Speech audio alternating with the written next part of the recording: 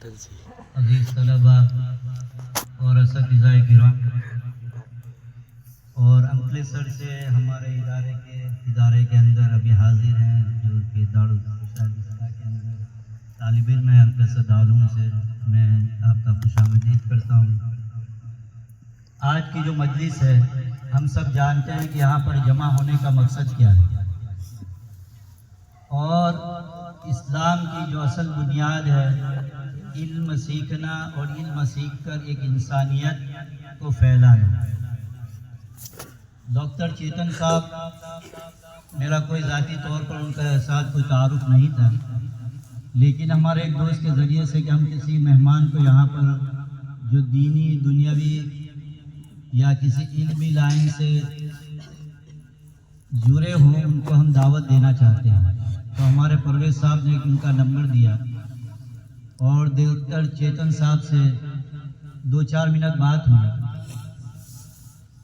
और मैंने अपना तारुफ कराया कि मैं क्या कर रहा हूँ, कहाँ पर हूँ। तो हम लोग चाहे तो जिस भी धर्म से जुड़े हों, हमारा जो है मकसद इल्म हासिल करना है और इल्म को हासिल करके उसको इस दुनिया में फैलाना है, और फैलाकर सबसे बड़ी जो है इंसानियत, अगर हम चाहें तो दीनी या दुनियावी इल्म हासिल करके अगर हमारे अंदर कोई इंसानियत ही न रहे, जिसके लिए इस दुनिया का बका नहीं हो, तो हमारा जो है इंसान होना काफ़ी नहीं है। इस मुल्क के अंदर जो कुर्बानियाँ, जो धर्म जिस दीन को मानने वाला हो, उन्होंने जो कुर्बानियाँ दी, उसका जो असल मकसद था कि इंसानियत इस मुल्क के अंदर बाकी रहे। तो मैं डॉक्टर चेतन साहब का बड़ा दिल से शुक्रिया अदा करता हूँ कि हमारी मुख्तसर सी दावत और एक फ़ोन कॉल के ऊपर उन्होंने जो है लब्बैक कहा, और अभी भी कुछ 2-3 बातें हुई कि उन्होंने इजहार ख्याल किया कि 10वीं 11वीं 12वीं का अगर ऑनलाइन क्लासेस कराना चाहते हैं, तो मैंने कहा कि इंशाल्लाह ये मेरी ज़रूरत है, मैं आपके पास आऊँगा और इंशाल्लाह उसके बारे में और मज़ीद मालूमात हासिल करूँगा। तो मैं डॉक्टर चेतन साहब से अगेन मैं उनका शुक्रिया अदा कर रहा हूँ कि वो आए और अभी जो है अपने तासुरात और अभी के दुनिया के जो हालात हैं, किस तरीके से दुनिया जो है चल रही है, उसके ऊपर मज़ीद मालूमात हमें हासिल कराएं, और उनके पास जो नॉलेज है वो हमसे शेयर करें कि हमारे बच्चे तलेब इल्म यहाँ जो बैठे हैं उनको भी दुनियावी मालूमात हासिल हो। Thank you very much, I appreciate you came. Thanks again behalf our Madrasa Masjid Darul Tarbiyat and all our staff. Thank you very much.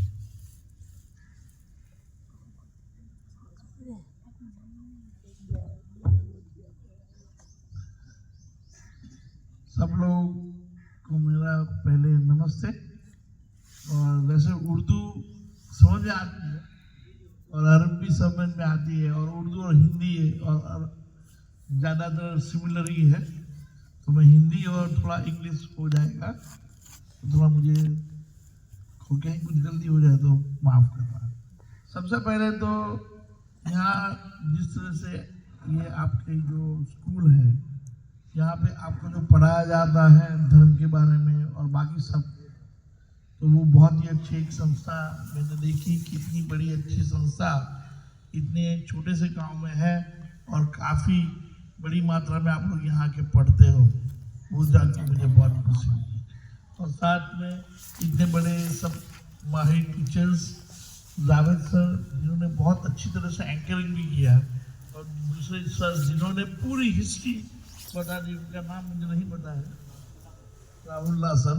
तो मैं ज़्यादा उन्होंने पूरा जो हमारे देश के साथ अंग्रेज लोगों ने किया, उनके नाम के साथ उन्होंने बताया कि हमारे देश को क्या आफत आई थी, 200 साल हम किस तरह से गुलाम रहे, उसके बाद आज़ादी में गांधी बापू, जवाहरलाल नेहरू और मुगल जैसे बहादुर शाह जफर, फिर जाकिर हुसैन, मौलाना मोहम्मद अली, इन सब ने भी मिलकर, मतलब उस टाइम पे जब अंग्रेजों के सामने जब लड़ना था तो हम सब धर्म को भूलकर एकजुट में रहकर हम लोगों ने अंग्रेज के सामने लड़कर हमारे देश को आज़ाद किया। और वैसा भी आप सब लोग जानते होंगे कि आज की डेट में जो पूरा ज़्यादातर गल्फ का भाग है, जैसे अफगानिस्तान, पाकिस्तान, बांग्लादेश, ये सब एक जमाने में पुराने समय हजारों साल पहले की बात करूं तो वो एक भारत की तरह पहचाना जाता था। तो हम सब एक ही हैं और हम सब ने एक साथ मिलकर हमने उनको हरा कर उनको वापस यहाँ से खदेड़ दिया और हमारे मुल्क को हमने वापस कर आज 75 साल आज़ादी के बाद एक ऐसे लेवल पे पहुंचे हैं कि आज हमारा भारत देश एक धर्मनिरपेक्ष देश है पूरे दुनिया के अंदर, जिसमें हर मजहब को एक ही समानता दी गई है। तो जब आज़ादी होने के बाद डॉक्टर भीमराव अंबेडकर और बाकी सब ने मिलकर ऐसी रचनाएं की कि हर धर्म, हर जाति, हम सब मिलकर एक जैसे रहकर हम सबका ग्रोथ हो, हम सब आगे बढ़े, क्योंकि अंग्रेज लोगों ने हमें चूस कर पूरे गरीब कर दिया था। तो आज 75 साल के बाद अपना मुल्क चांद और मंगल पे भी पहुंच चुका है, जो आप सब जानते हैं। तो ये हमारे लिए बहुत खुशी की बात है। और जब एटम बम की बात आई थी कि हमारे पास नहीं था, तब डॉक्टर अब्दुल कलाम, जिनको हम साइंटिस्ट के नाम से जानते हैं, इन्होंने अपना पूरा जीवन भारत देश के लिए लगा दिया और आज उनको हम मिसाइल मैन की तरह जानते हैं। उनकी यदि इतनी लगन नहीं होती तो आज हम अमेरिका और बड़े जो महाराष्ट्र, जो बड़े बड़े देश है, उनको दिखा नहीं पाते थे कि हमारे पास क्या टैलेंट है। मतलब हमारे मुल्क के पास इतना टैलेंट है और हम सब जब आगे बढ़ते हैं, आज की डेट में IT देखो, इंफॉर्मेशन टेक्नोलॉजी, अभी नया AI आ चुका है, इन सब में हम देखें तो हमारा मुल्क और हमारे मुल्क के हर धर्म के लोग आगे बढ़ के एक बड़ी पोस्ट लेकर CEO बन रहे हैं। ये हमारे लिए बहुत गर्व की बात है। इसीलिए जब मैंने अभी सबसे मिला तो मैंने कहा कि यहाँ जब इतना बड़ा कैंपस है तो आज की डेट में NEP, नेशनल एजुकेशन पॉलिसी, उसके अकॉर्डिंग आप ऐसा नहीं है कि पढ़ नहीं पा रहे हो, आप 10वीं फेल हो और पास करना चाहते हो तो इजीली पास कर सकते हो। और इसके अंदर असाइनमेंट और एग्जाम, अभी क्या होता था, सिर्फ एग्जाम लेकर ही आपको पास किया जाता था और हर बच्चा ऐसा ज़रूरी नहीं कि वो लिख पाता है और याद कर पाता है, लेकिन आप अपना एक NEP एजुकेशन पॉलिसी के तौर असाइनमेंट, प्रोजेक्ट्स, इन सब बनाकर आप आगे 10th और 12th डायरेक्ट सीधा पढ़ सकते हो और आगे जाके बढ़ भी सकते हो। तो ये बात मैंने इनको बताई और हम लोग जरूर इसके बारे में आगे कुछ आप लोगों के लिए करेंगे। साथ में मैं और ये कहना चाहूँगा, 15 अगस्त और 26 जनवरी ये दो ही एक हमारे ऐसे फेस्टिवल है जिसमें हम सब धर्म के लोग, हम सब एकजुट होकर भारत देश के लिए हम सेलिब्रेट कर रहे हैं। और मुझे आज यहाँ पे जो बुलाया तो मुझे इतनी बड़ी खुशी हुई कि मुझे इतना सम्मान मिल रहा है तो मुझे ज़रूर जाना चाहिए। तो मैं आप सब लोगों का दिल से थैंक यू कहना चाहूँगा। और साथ में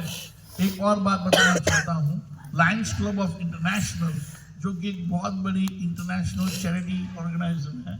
यदि आप में से कभी कोई आगे पढ़ने के टाइम पे फाइनेंशियली भी यदि आपको फीस में कभी कुछ तकलीफ होती है तो ये इंटरनेशनल जो संस्था है लायंस क्लब, वहाँ का भी मैं सेक्रेटरी रहा हूँ अभी।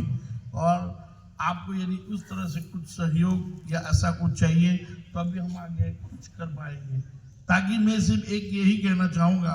कि आप लोग आगे पढ़ो, अपना जीवन एक ऐसी जगह पर लेके जाओ और हम सब पढ़ेंगे तो आगे आएंगे और अपने मुल्क को, अपने घर को, अपने देश को,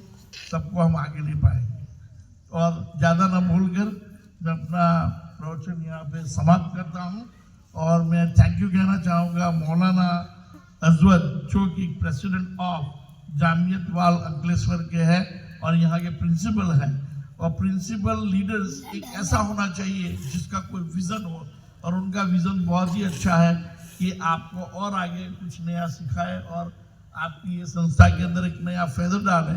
तो आप भी आगे बढ़ सकते हो। तो thank you very much everybody. और आप लोगों ने शांति से ये प्रोग्राम भी सुना और ये अच्छे अच्छे गीत गाए। पहले तो मुझे ऐसा था कि जब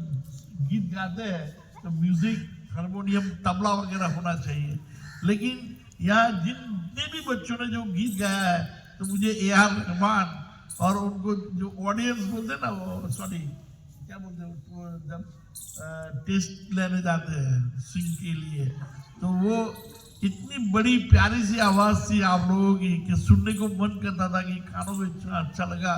कि म्यूज़िक की कोई ज़रूरत नहीं है, अच्छे से आवाज़ में हम ये सब गा सकते हैं। तो थैंक यू, सब बच्चों ने बहुत अच्छी मेहनत की और अच्छा सा गाया। Thank you very much. और आगे भी बढ़ रही है। Thank you.